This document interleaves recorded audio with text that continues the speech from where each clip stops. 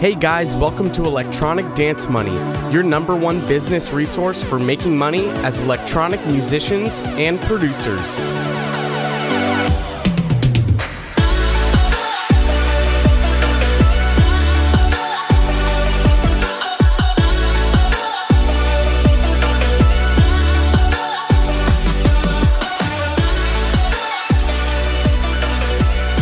Hey guys, welcome back to a brand new episode of Electronic Dance Money, your number one business resource for making money as an electronic musician. My name is Christian Casito, and I am your host. Today, we're going to be talking about websites, why they're important for producers to have, what you should actually put on a website, and how to get started building your website today. Websites are very important. It's a central location for people to find everything about you, find new stuff, shows you're playing, updates, all that kind of thing. But they can be tricky. Creating a good website is an art form in and of itself, and it takes a lot of time of collecting data and information to figure out what you need to fix on your website, as well as getting feedback. As always, it's just like making music. If you get other people who have businesses or have their own websites that they manage, having them give you feedback is a great way of you being able to make your website more attractive and convert more. And conversions, that is kind of the key thing when you're making a website. Now, what do I mean by conversions? Conversions are when someone comes to your website, they do whatever it is you want them to do on your website, whether that's them going and liking your social media profiles or purchasing a track or signing up for your email list or filling out a quote form, anything like that. If people go onto your website and they do that action that you want them to do, you have now converted someone. You've converted a user on your website, a visitor of your website. And that's the ultimate goal of your website, is to convert people, whatever it is that you want them to do. The way you get more conversions is by having a clear call to action. Now, what's a call to action? Call to action is just like what I was saying before. Let's say you want someone to fill out a quote request form. Then you would have request a quote in a few different spots. And that's kind of the main segment of the homepage or whatever page that they're on. When they get through with everything, you want them to fill out that quote request form. You're telling them this is now the step you're going to take to further whatever it is that they want to do. It's the same like if you want someone to play your track on Spotify, you're going to have Spotify links for every one of your tracks, or you want them to go follow you on Spotify. Any link that you have should go to that Spotify account because that's where you want them to head next. Now, obviously, you can have different sections for your menus, whether it's like your about, your music, gigs, stuff like that. Like people can click over onto those, but when they're on a page and they're scrolling through it, ultimately, you should have some sort of call to action that tells them what their next step should be. Okay, so now that we've gotten through our little intro, this is a very brief one on kind of the purpose of a website. Let's get into why it's important to actually have a website as an EDM producer. Now, the thing about social media is their algorithms are constantly changing, and this is something that we've discussed in previous episodes. This is something that you should know if you've listened to those, is that the algorithm is almost never the same. It's changing in such a rapid time frame that you're never going to be able to use the same tactics that you were using before. And this is something that I've been experiencing most recently in the past few months, is that the stuff I was doing on social media is not reaching anyone anymore. So I have to review and go back through and adjust some things. The thing about a website is once someone knows about your website and knows about you, and they can go and visit that website, never going to change. You have the power to change things the way you want. You have the control over what people see on your website. So when they go to your website, when they want to get updates, it's always going to be whatever the platform is. It's always going to be relatively the same, and you have the control over what's seen and what isn't. Whereas with social media, you really don't. Now, if people go to your page or go to your personal profile, sure, they're going to see all the things that you've been posting, but most people don't go to a specific page to look at content unless they saw something in their newsfeed from you and accidentally refresh their page. And they scroll back through their newsfeed, can't find anything, but they remember the name of the page and they go to the page, then they'll go find it. But most of the time, people are not actively looking you up and following through your entire page. They just scroll through your newsfeed, and if your stuff pops up, sweet. They get more content, they can save it, share it, like it, whatever they want to do. And after the algorithm picks up a repetitive action of yours, they'll start to block you from showing up on people's feeds. So now the content you're posting isn't even getting to the people you want to see it, and this can cause a lot of issues. So if you have a website and you're putting out a new track and you're doing a bunch of promo on it, and you're going to do 2 weeks of promo and you get to day 8 or 9 and you realize your reach has significantly dropped. Well, now when the track is released and you do some more promo and post promo, people aren't actually seeing the release, now you're screwed and people haven't been saving your post. But when you have a new release and you put it up on your website and you have it there for a couple of months, and every once in a while you can post about your website, or you have some sort of lead magnet, maybe you have an article or a blog on your website as well, which is attracting users from Google using what's called search engine optimization, which we'll get into later. People can naturally find your website, and it's targeted towards those people because they're Googling looking you up based on the title of your article. But then they go to your homepage and they look at your music and they go, oh, this guy's got new music out, let me check him out. They go to your Spotify link, you get a follower, boom, awesome. Now they know about you too. They know about your blog. So if they want to read about your latest blog, they'll go to your website. You'll have updates on there. So it's super important to have a website where it's this central location where you control what people can see, and you have your own platform for you to have your new music on there for people to find and check out. Now, it's the same with upcoming shows. You can have those on social media and other platforms, and you should. Everything should flow together. And if you have one thing on Instagram, you should probably have it on Facebook and vice versa, depending on what the platform is and how much they let you actually edit your profile. But some of those places you won't be able to post your shows in. I know with Facebook you can, but having that in a central location where someone can just look up your artist name and put .com at the end of it, they immediately go to your website, and you have a tab that shows shows or gigs or events, anything like that, clicking on those and then being able to see a full list. It's very, very important. I can't tell you how many times I've looked up an artist and their tour, and I want to see them in a state near me, but I don't want to sit there and look up every single city that they're going to be in around me, just because I don't know where it's at. One of the first things I do is I Google their name, find their website, go to their website, and look at their shows. And I can see a complete and clear list. I can decide, oh, you know what, this will work around this time. I can fly to this city or drive to that one.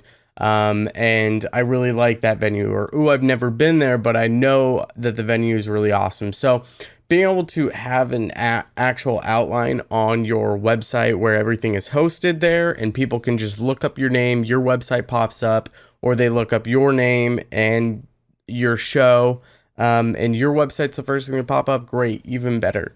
Now, if you have a store, where are you going to host that store? Obviously on a website. And these are some of the things that we've been talking about in the past with, like, you're selling a sound pack, sample pack, templates, any of these things that you want to sell, or you have a product to be sold, your own website store is the perfect place to have it. Because other than like the actual company that designs the store that you sell through, they might take like a 1 or 2% fee, as well as any shipping costs, but you get 100% of the money through that. I mean, you can make a really good living off of just having a store. Some places don't even charge a fee, so you get 100% of the payment, which is great. And if, again, I mentioned before, if you have a blog or want to start a blog or create content like articles, again, a website's the perfect place to host that. Now, if you also want people to sign up on your email list, website, again, is a great place to host things like that.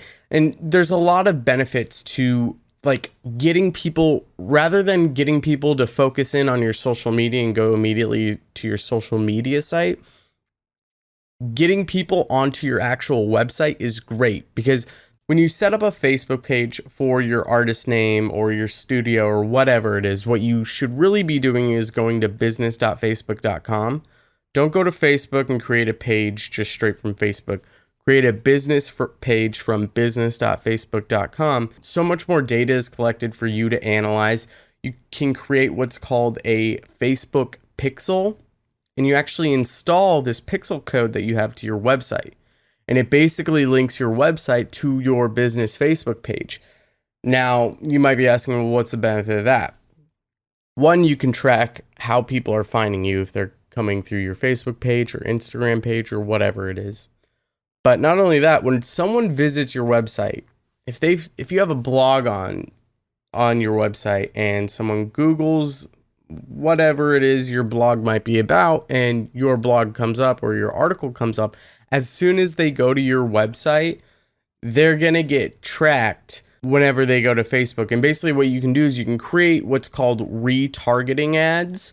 And you can take any of your website visitors from, I think it can go up to like the past 180 days, which is 6 months. And you can create these ads and just run like $1 a day and show up in these people's news feeds once a week, staying top of mind and as a reminder. So if they go to your website and they're going through a blog article or something, you can remind them in their Facebook feed in a few days if they didn't do your call to action.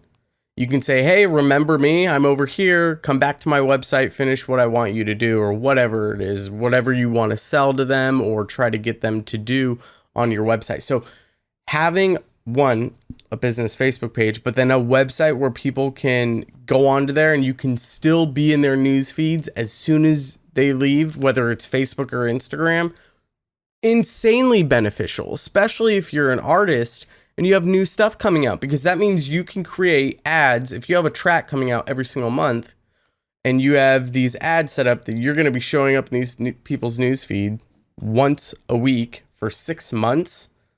Granted, if they visit your website again, that 6 months is going to reset.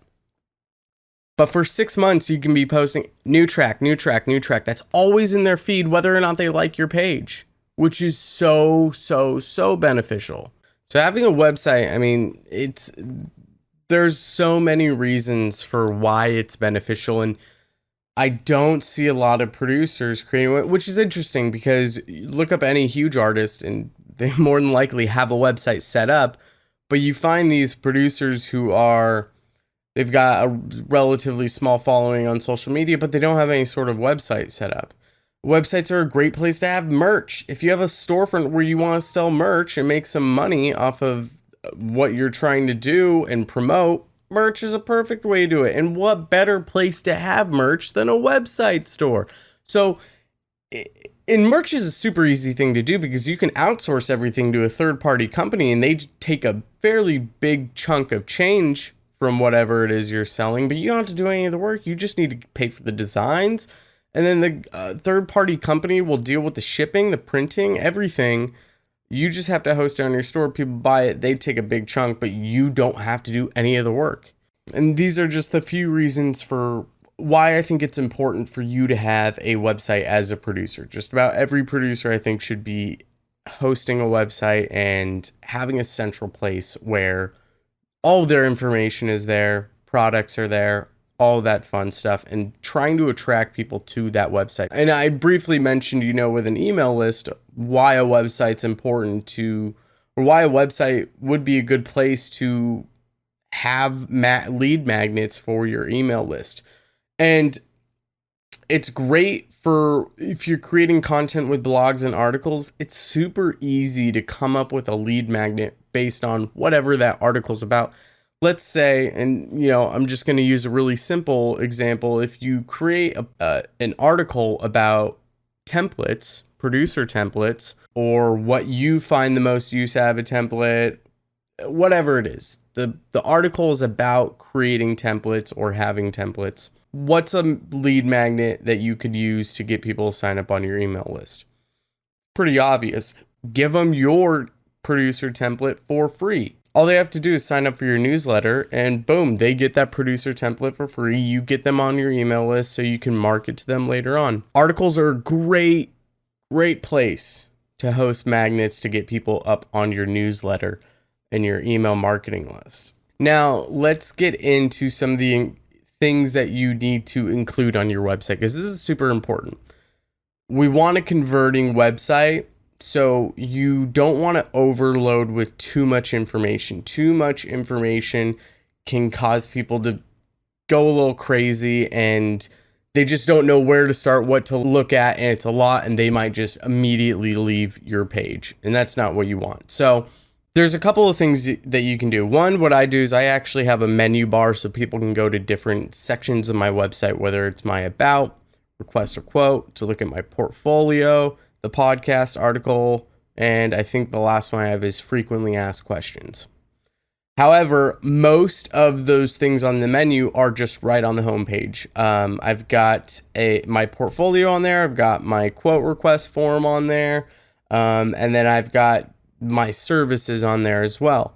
So the nice thing about having like the request a quote or portfolio page is if someone's going through everything on my website, they can quickly go to any one of those things to take a look at them rather than having to go back to my homepage and getting distracted by the things on there.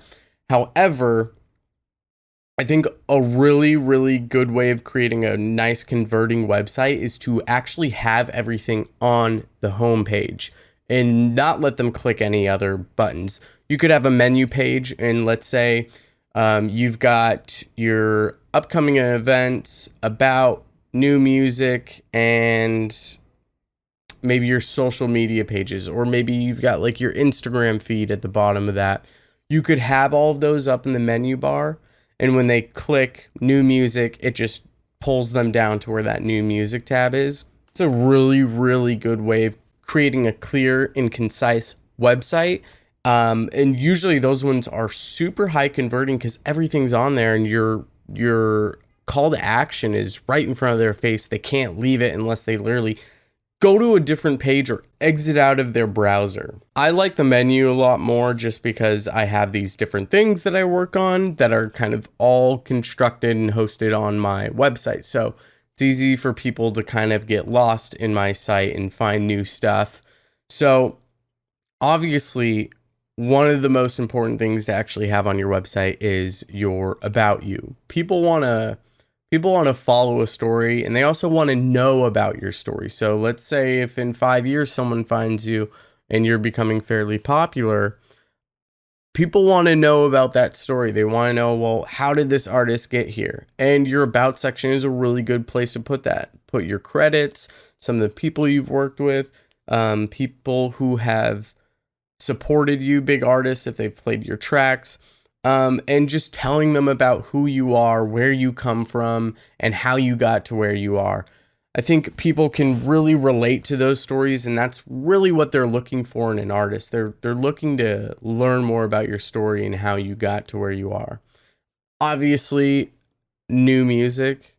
This is a huge one. This is kind of why you have your website, for people to check out your new music or get updates, obviously, on new music. So you want to make sure, I think there is, if you're releasing through Spotify, pretty sure there's a Spotify player that you can get, and you can put all of your tracks on there. Same with SoundCloud. If you're just posting to SoundCloud, I know you can get a SoundCloud player and add that in and have all of your tracks from SoundCloud on there. So there's no reason for you not to have your music on there.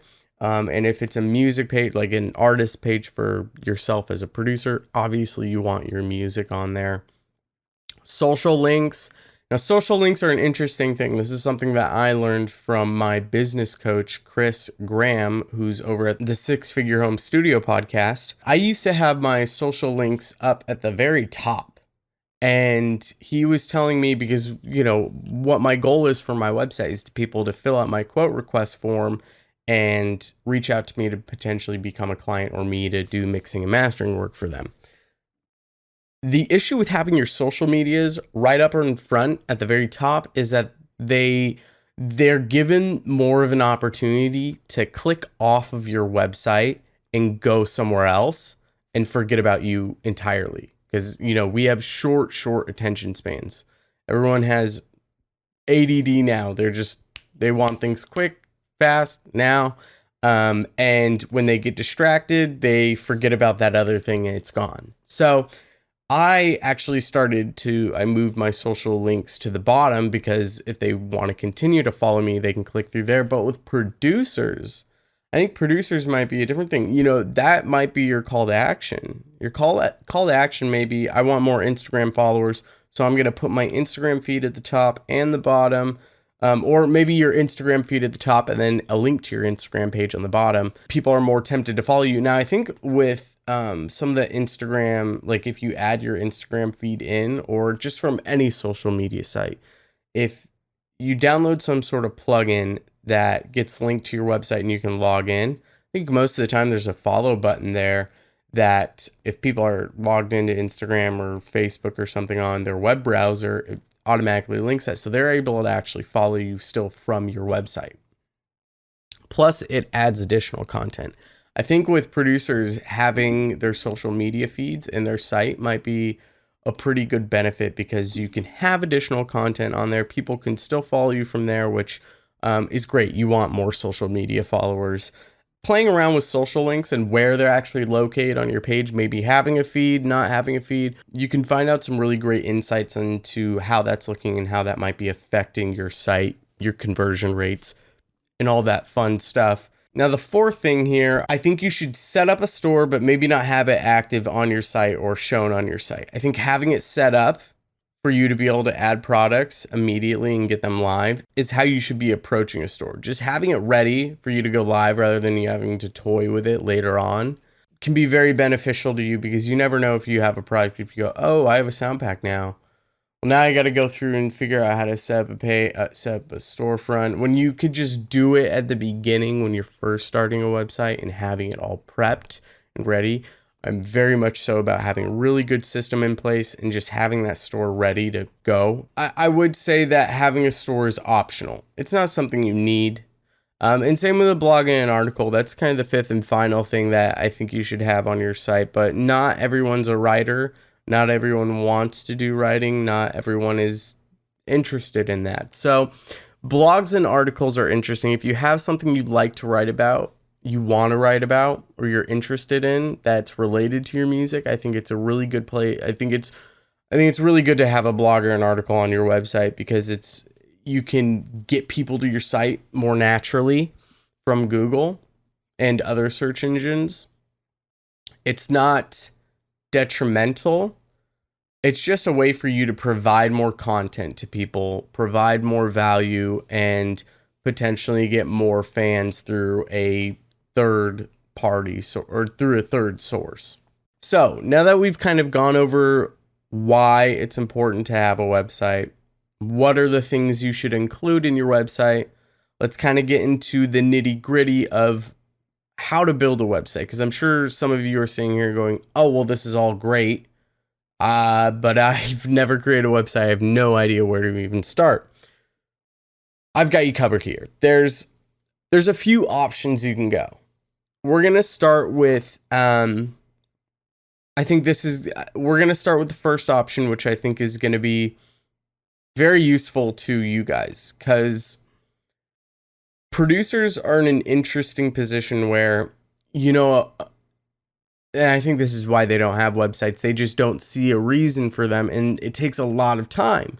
It's taking away time from doing your craft and what you want to do, which is create music. So you may be in a position where you just don't see that you have the time to create a website. And I understand that. I find myself to be in that position constantly, where I don't want to go through my website and tweak things and work on things, but I need to. So there you have a couple of great options that can do all of the things you want to do in a quick, fast, and easy manner that looks really good. Now, there's a couple of websites you can go to for this. The most popular websites are Wix and Squarespace. I'm sure if any of you listen to podcasts, you've probably heard these websites be promoted. And what's nice about Wix and Squarespace is you kind of get everything all in one. You can purchase your domain name through them, which your domain name is your .com. For me, it's enviousaudio.com. So you can buy your domain through there, and domains are super cheap. I think they're like $1. They come out to be like $1 a month. It's like you pay for a full year. So you pay $12 for a full year of your domain name. And after a year, you'll pay that $12 again. That's super cheap. So you can buy your domain name through Wix or through Squarespace, and then you actually use them to host. Hosting is basically how your website gets live on the internet. You connect your domain name to your host. Wix and Squarespace, they host for you, and you can create your entire website through them. What's really nice about these apps is they're all click and drag, and they have like hundreds of templates on there that you can use. You can buy additional premium templates that have special things in them that some of the free ones might not. But right from the start, I think it costs you about $13 a month. I think it starts at $13 a month. It can get up to like $50 a month for your hosting and your template and all that stuff. But what's great about these sites is that it's all click and drag, and the templates right from the get-go are just super clean and look really nice. Now, the issue with these sites is that there's not a ton of customization that you can get with them. Whereas the other option that we're going to be discussing, you have so much more customization involved, but you pay for convenience. That's the biggest thing that you're paying with Wix or with Squarespace. So that's something to keep in mind. Do you want to not spend as much time and just kind of have something that's ready to go in 5 hours of designing, or would you like some more customization? If you want more customization, you want more control over what you want to do, WordPress is going to be the way to go. Now with WordPress, it's entirely free. They've got like a handful of themes that are free. Everything else is premium. You can buy themes from third-party people and install them to WordPress. So you could buy a $20 theme from somewhere. You could have someone completely customize a website and design the entire thing from scratch, which could cost tens of thousands of dollars, and then import that into WordPress though. And you can still customize it later on.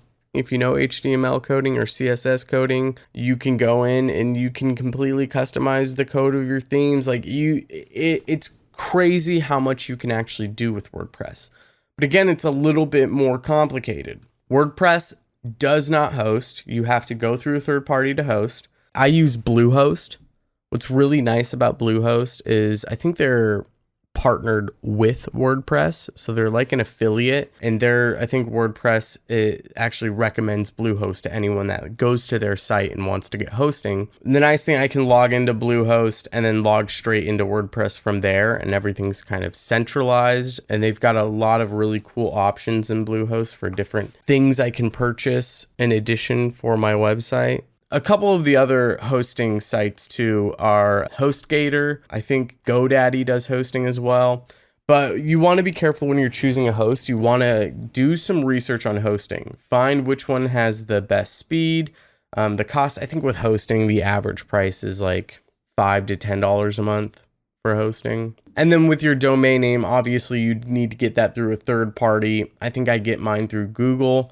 And you have to do some setup. There's some like actual technical work you have to go through where you have to connect like your DNS server name to your host, and like you have to do some tricky stuff. The nice thing is there's tons of videos on this on YouTube. And if you get confused, go to whoever your host is and they'll walk you through the process of how you connect everything. So there's some help there. Once you get everything kind of connected to WordPress, your hosting setup, your domain name and everything, I think it might come out to be like $15 a month that you'd pay for your website, all in all. Now, one of the big benefits of WordPress is the fact that you can use what are called plugins. It's very similar to making music. You download a free third-party plugin, or you purchase a plugin for music, for mixing, or maybe it's a VST and you install it and you can use that and customize everything in your track and create different cool stuff. It's the same thing with WordPress. Let's say you need a contact form. You can go and search in the plugins contact form. Something will pop up. You can download that, and now you have a contact form to add to your website. You can do this with so many things. There's so many different plugins for WordPress that can do anything and everything you could ever imagine. Some cost like $30, $20. Some are free. Most of them are free, but then there's a premium version where you'll get additional content out of it to add to your website, or additional customization. So with WordPress, you have so much freedom. Like I was saying before, with WordPress, you don't have the convenience of drag and drop. You can customize everything, that like colors and what menus you have and fonts for things. You can do a lot of customization. You just can't do it with drag and drop. However, there are third-party apps and plugins you can download and become members of to get drag and drop abilities. And they basically, what they do is they have their own themes that they've created for WordPress that include these like apps inside that allow you to drag and drop specific things. I use that because I think drag and drop is amazing. It's like you get additional customization out of it. These ones you usually have to pay a membership fee, a subscription fee. And it depends on what subscription fee you go with, because there's different tiers. I go with Themify, and I used to be paying for like 4 or 5 different themes that I could get, and I think it was like $80 a month, or sorry, $80 a year. And you had to pay for an annual membership. Now I realized, I can just pay for the theme I'm using. I'm paying $30 a year now for this drag and drop capability that I love. And with these themes, like, you get additional customization that you don't get with the free themes that WordPress allows you to use. There's a second one that is popular that's similar to Themify. I think it's called Divi, D-I-V-I, or I think it's Divi. Divi? I'm not sure. Anyways, it's about the same. It's all the same drag and drop capabilities. I'm not sure about the price though. I'm not sure if it's more or less, but I'm sure it's probably around the same range. So that's really how you'll get started. Kind of sit down. What do you want? Do you want the convenience of time and kind of a ready to use website that you can prep and create within just a few hours and get live? I would go with Wix or Squarespace. It's going to be the easiest way to get started. It's going to be the most consistent with time. It's not going to take you as much time. WordPress, it takes a lot longer to set up, get things ready. There's a bit of a learning curve to it, but once you're in it and once you know it and you've been working on your website for about a week or so, it's amazing. I mean, the things you can get, the plugins alone you can get for WordPress is just amazing. It really is incredible, especially if you get one of these third-party drag and drop themes. I don't think I could ever go to Wix or Squarespace because WordPress is just so amazing. I want to talk about some plugins that you should immediately download because they're going to be the most important for you. The first one is Google Analytics. You need to get your analytics set up, connected, and you can do this on Wix and Squarespace. You can still set up Google Analytics. So regardless of whether or not you have WordPress or Wix or Squarespace, get Google Analytics set up, and you'll set this up to your Gmail account, and this will track everything. People who come onto your website, how long they stay, your bounce rate, something that's called your bounce rate, which is a super important number to track. You should pay attention to this. Your bounce rate is basically the percentage of people who visited your website who immediately exited right when they got on. And that can determine, maybe that's because of the load time or something, but right when they got to your site, they left immediately. So you want to keep track of if you have a high bounce rate, your website's not converting, you don't have a good website. You need to change some things. You like a good bounce rate is something probably around 30 or 40%. You could still, if you can get that around like 20, you've got a fucking great website. But Google Analytics will track all this stuff, the pages they visit, what page they got to your, or when they first entered your website, what page they were on and the page they exited on. All these it's crazy the amount of tracking that Google Analytics does. It'll track specific things for you that you tell it to track, so you can create like a model of a specific customer type or something like that. Analytics is really powerful and extremely useful. Now, the second plugin that you'll want to get set up on is Hotjar. Go to hotjar.com, HOTJAR.com. And this right along with Google Analytics should be the second thing you install. Hotjar records people when they come to your website. So it records their mouse and their screen and what they do and how they interact with your website. It's a little creepy, but one of the most important things to have active on your website, because it tells you how people interact with your website. It'll tell you if you have something that people are overlooking or don't care about, so you can remove that or replace it and try to make your website more converting. Do you have a form that isn't working? I realized I had one, and Hotjar saved my ass on that, because I realized, wow, people are actually filling out my quote request form, but nothing's happening because it's broken. I need to fix that. If you don't have a plugin like this, you won't know when something breaks or if you're having issues or why people are acting or reacting the way they are to your website. So this does all that for you. It'll record clicks too, so you can see what's called a heat map, and it shows you the hottest points of your website where people click the most. You can create different funnels.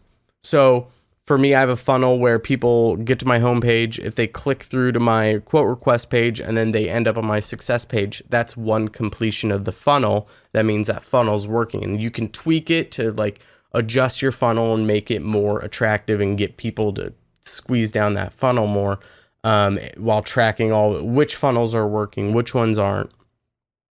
Hotjar is super important. This should be your second plugin that you get active. And I think you just go to the website. Everything's done through hotjar.com. You just need to connect your website to Hotjar and your account. Now, the third and final plugin that you should get active for, whether you're on WordPress or Wix or Squarespace, is some sort of SEO. This is something I mentioned in the beginning of the episode. What is SEO? SEO, we could do which we probably will, an entire episode on it. It's search engine optimization. When you set up, for WordPress, the most commonly used SEO plugin is Yoast SEO. And basically what Yoast does, you can actually customize titles, how titles appear in Google. You can customize specific tags. So when people search certain things, your stuff will pop up. But what an SEO basically does is it scans your website for words. And when people type specific words or specific sentence structures into Google, you have a potential of your website popping up. So this is where articles and blogs become very important. Because if you're writing about a topic, let's say you're writing about producer templates and you mention the words producer, EDM producer, or production templates or templates a certain amount of times, and someone searches EDM producer template, your blog might pop up because it has so many words, so many of those words that they're searching. So it's going to assume, oh, this is what they're looking for. They're looking for something like this. SEOs crawl your website for all of these specific kinds of words that pop up the most. Like if you search Envious Audio, the first thing that pops up is my website, because I have the word Envious Audio so many times in my website. And when people are looking specifically for Envious Audio, more than likely they're looking for my website. And this is where I'm getting most of my traffic from, is people searching for keywords on Google, and my blogs are coming up, my articles are coming up. And that's because of search engine optimization. So make sure you get SEO set up in your site immediately. So that is about it for websites for now. I think that's everything you need to get started. There's a lot to making websites. There's a lot of testing that needs to be done, and it takes time. Your website, you're going to have a trial year of like testing things and getting the design down. It's going to take a while for you to figure out what the best outline for your website is, what converts the most, and what people like the most about it. So be patient with it. Take your time, research things, and it's a lot of fun. Just have fun with it. Create something that you would like to see and something that represents your artist name and your brand. And yeah, if you have any questions, feel free to reach out. Thanks so much for tuning into this episode, guys. As always, head to facebook.com, look up the community we've got there, Electronic Dance Money Community. It's a whole bunch of talk about business and business related things in the podcast. There isn't really any gear talk or feedback. It is just dedicated to furthering everything you need to know about the business side of the music industry. Check out the show notes at enviousaudio.com/podcast. Follow me at Envious Audio on all social media platforms. And hey, if you get something out of this episode, go to Apple Podcasts, rate and review the show, share the show with a friend. I would love that. And I'll see you guys next time. Take care.